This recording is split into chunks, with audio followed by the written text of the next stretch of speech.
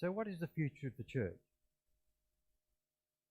That's your discussion. You've been having that discussion over the last few weeks, and I'm going to continue it in a different way over the next couple of months. I come to you as a stranger. I don't know you. And that's a benefit, because I can say things that a stranger can say that you won't take offense at, because how would I know? So the future of the church is mission. In the past, we called that word evangelism. Now, some of the practices we called evangelism clearly no longer work. The world has changed. So the word mission covers that word, evangelism, as well as a whole group of other things as well. Let me take you on a journey. That there is Brisbane Airport. It represents a holiday that Maureen and I took in Brisbane, and it was the first year we actually hired a car. We had a little Getz. Is that, what's that? Is that a Honda Getz? Hyundai Getz? Something. Anyways, a Getz. And we were driving back to the airport to get another plane to come back to one of those capital cities we're in. I'm not sure which one it was now. It's a couple of years ago. It's probably Melbourne. And as we arrived to the airport, we approached this roundabout. And I said to Maureen, with my phone in my hand, giving directions, you'll want to be driving straight through this roundabout. I have no idea why I said it that way, but that's the way I said it. You'll want to be driving straight through this roundabout. And she turned left.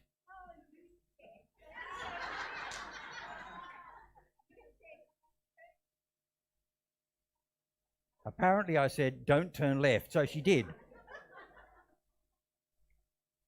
Anyway, I remember saying to her after that, and she might argue with this bit too,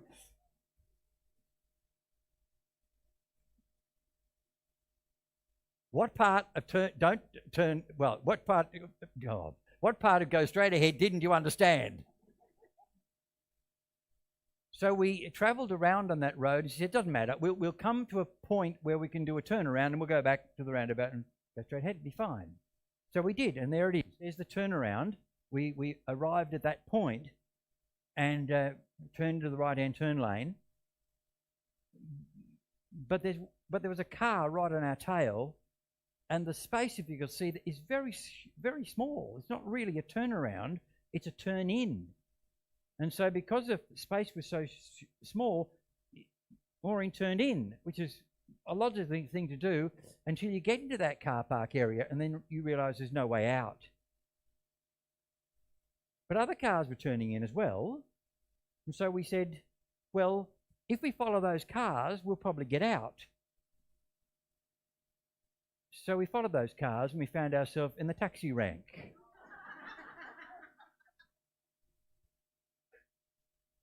In about that position, somewhere towards the head of that line there, this little blue Getz was squashed in amongst a whole heap of Fords and Holdens, all yellow. So there we were. We were a bit worried because the plane was going to be leaving. We had to get this car back on time and get on the plane. And so I got out of the car. And I walked back towards the driver who was behind me, this very tall, beautiful black man got out of the car. And I walked up to him and I looked up to him and I said, big mistake. And he seemed completely unfazed. He said, we'll fix it up, we'll be right. And he started to call out to the drivers in front, just pull over to the left a little bit to let this little car get past. So they were pulling over to the left a bit to get past, until one of the drivers further up said, we'll all be moving in a minute, doesn't matter. Just wait, we'll be fine.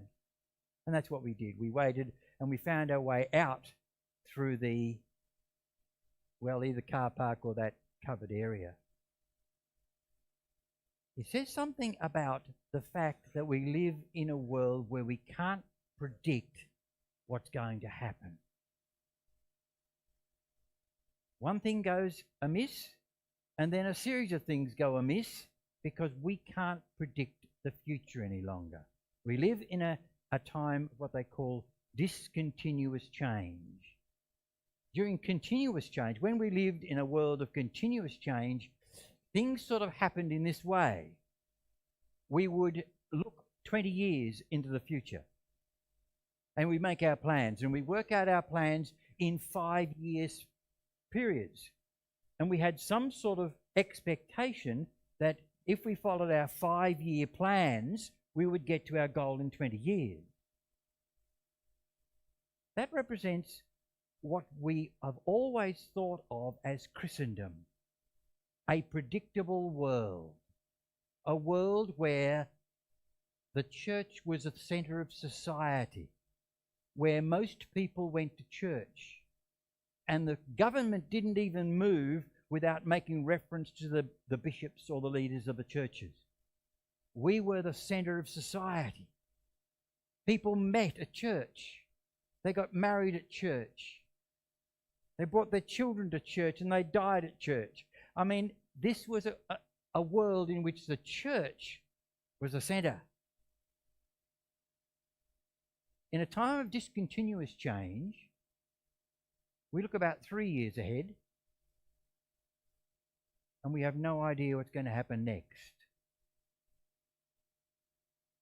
We can't look 20 years into the future. We can't even look 5 years into the future because things are changing so fast. And the world has changed. The way in which we operate as a society has completely changed. I think sometimes the church doesn't get that. The world has changed around us, and we keep behaving as if Christendom was still active. Once upon a time, when my father was a minister, he sat on the top of the status of the social status rankings. I have no idea where we are now, but I did look up once and we're way down the bottom somewhere. Because respect for ministers of religion has dropped that far.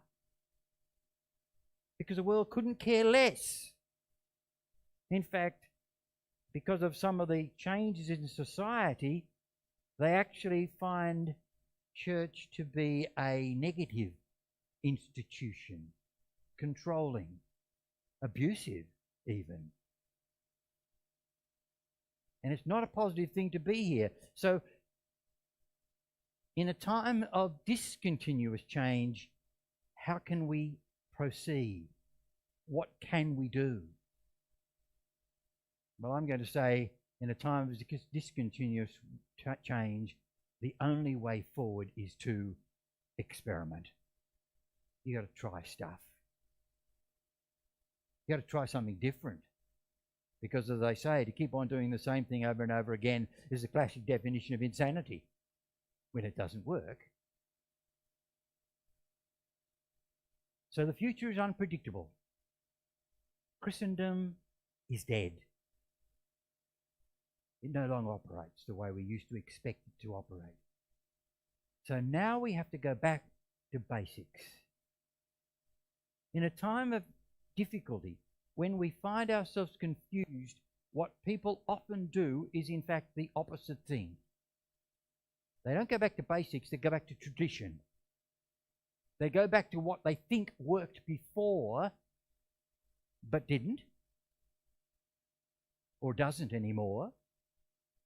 And we start saying, when this happened, that worked, and we should go back and try that because that worked.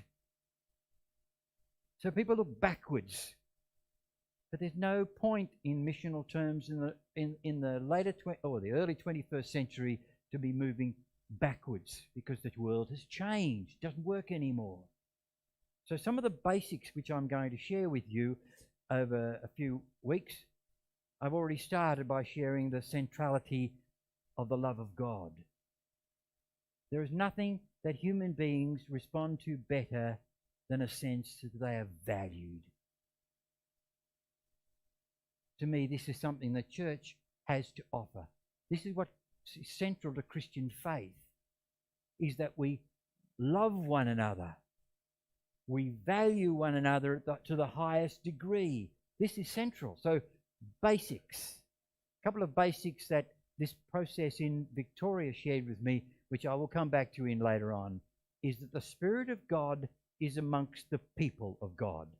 What Christendom did was move the Spirit of God to the leaders of the people of God, so that the minister told you how to behave and what to do, and how you should be as a Christian person.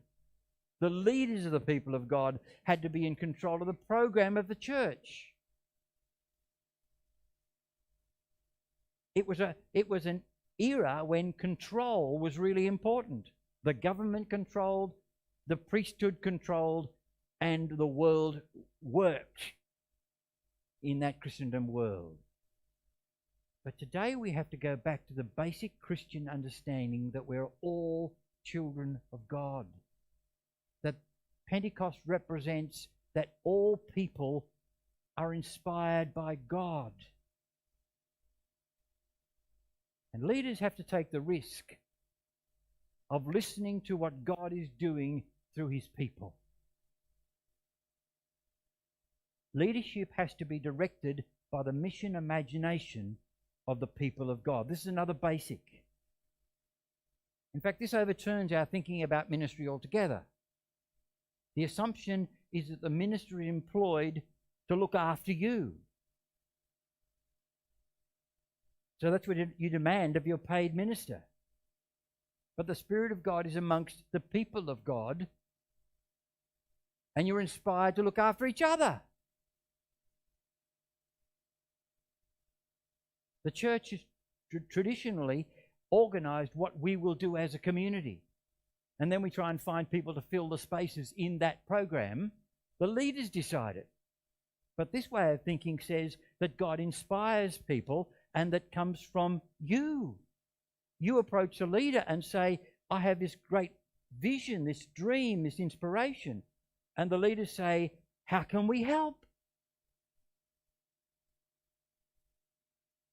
How can we inspire? How can we get a group of people around you? How can we make this happen together?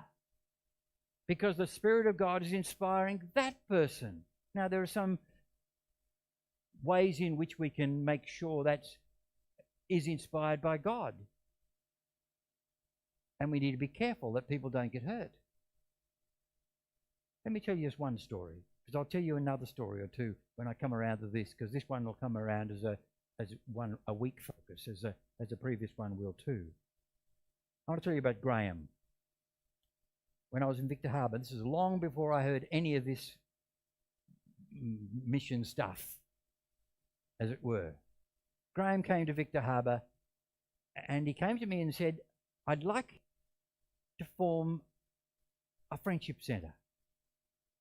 I've seen one of these happening at Maylands Church of Christ, nice big one, and I'd like us to go and have a look at that and see if we can do something like that in Victor Harbor.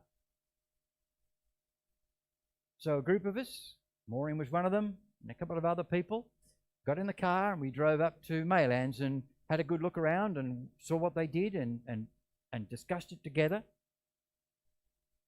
And so we formed a team and we established a friendship centre. Now, the point of the story partly is that Graham was the last person I would have chosen as a leader of a friendship centre. He was not an organised man. He was anxious about doing things, and he wasn't very decisive about anything at all. But God had called Graham with a vision. So Graham led the Friendship Centre with a group of people around him, because that's very important. That's another one of the principles I'll talk to you about. And that group of people produced a Friendship Centre with Graham leading of about 35 people on the first week. in 5 years' time, there were 135 people there. And as far as I know, it's still going on Tuesday morning at 10 a.m. at the Victor Harbour Church. I don't know how many people are part of it, and I'm not even sure that it's still going, but it was last time I looked. Because God inspired one man with a thought. We have a long-term caring program of activity for older people, actually. Let me show you this picture. Now, I'm not going to go into detail because it would take me quite a long time. But you can see quite clearly there are three bands of colour. There's a green band, a blue band, and a red band. This is basically a very helpful diagram that I discovered through that process of the sort of almost the life cycle of a church. It starts in the green zone. We make a choice to experiment with an organisation. This is when a new church gets together and they're trying to find their way to establish who they are. They've got all these beautiful green shoots of ideas and things are growing and it's fantastic. They might even have a good fight together. It's chaotic. There might be a bit of a split in this period of time because they're trying to work everything out together, but they're so enthusiastic. It's fantastic. Everybody loves to be there. There are thousands of children. It's just a really good time they're having together. So they form into a community and they develop their growing, exciting, beautiful relationship and their community. And then we move into the blue zone, which is called their performative organisation. When everything settles into place, we've got the worship service, we've got the kids club, we've got the women's group, we've got the men's group, we've got the Sunday school, traditional groups I'm going through here. We've got all those things in place and it's all running really smoothly.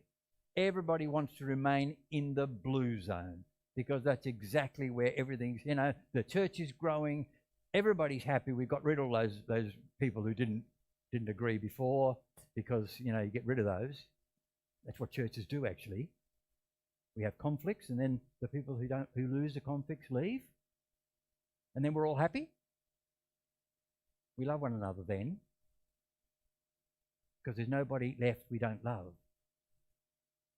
So, in the blue zone, things are really working very well until after some years, people move or somebody dies or, some key leader is missing, but we can't stop doing it. We finish up saying, well, it would be an insult to Auntie Flo if we didn't keep the kids club going.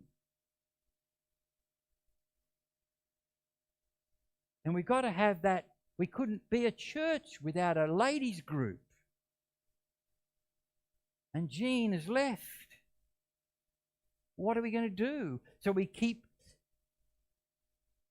things going in homage to the past.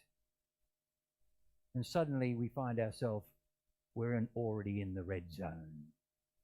A reactive period where we're reacting against all the things that have happened over our life cycle and we face a crisis. Now, I'm not going to try and tell you because I said before, I have no idea where you are in that process. You can place yourself where you like, but the question is, how do you come out of that crisis? You come out of that crisis with transitional organisations called there in the blue zone. But we come out of that crisis with discovering the basics of what it means to be Christian. We relearn, we let go of some things and we relearn what it means to be a Christian and not just a churchgoer. All we can hope to do is to be authentic as possible as Christian people. To be true to what it means to be Christian as best we can. All we can hope to do is be as authentic as possible, loving one another caring for one another, and anybody else who happens to join us. Anybody else who happens to join us. Because the focus of the missional church is not on itself only, because we all love one another. But every person who comes to join you for any reason at all needs to be grasped with such love, such welcome, overwhelming welcome. Not just a greeting at the door, but a conversation and a bringing into the building and a sitting down together and a taking to morning tea and looking after them while they're here. A loving somebody into a community, not just letting them join if they want to.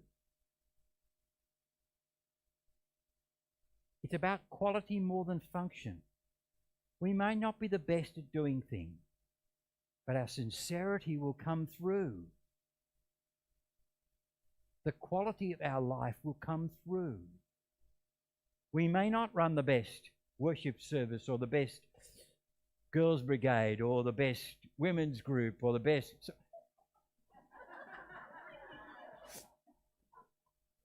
I said already I have no idea.